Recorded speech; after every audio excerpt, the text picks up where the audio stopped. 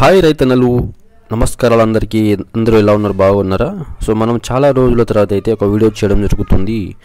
So మనం ఇప్పుడు ఈరోజు అయితే ఆధుని మార్కెట్లోని ధరలు ఎలా ఉన్నాయి తెలుసుకుందాం. సో తెలుసుకునే ముందు ఛానల్ని అయితే సబ్స్క్రైబ్ చేసుకోండి, లైక్ చేయండి, షేర్ చేయండి, కామెంట్ చేయండి, సపోర్ట్ చేయండి. Thank you. ముందుగా మనం ఆధుని వ్యవసాయ మార్కెట్లోని పత్తి చూసుకుంటే మొత్తం లాట్స్ వచ్చి 14 లాట్స్ రావడం జరిగింది. సంచులు 43 క్వింటల్ వచ్చి 86 క్వింటల్ పత్తి రావడం జరిగింది.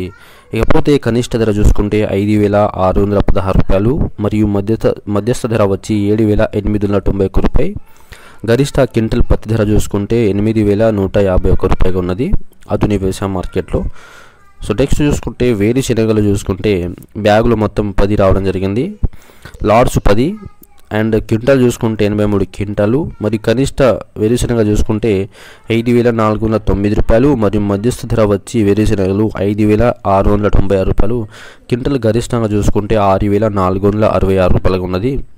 సో మొత్తం లాట్స్ చూసుకుంటే ఆధుని మార్కెట్లో 24 లాట్స్ రావడం జరిగింది. మొత్తం బ్యాగులు 280 బ్యాగులు, క్వింటల్ మొత్తము 169 క్వింటలు అయితే ఆధుని వ్యవసాయ మార్కెట్లో రావడం జరిగింది.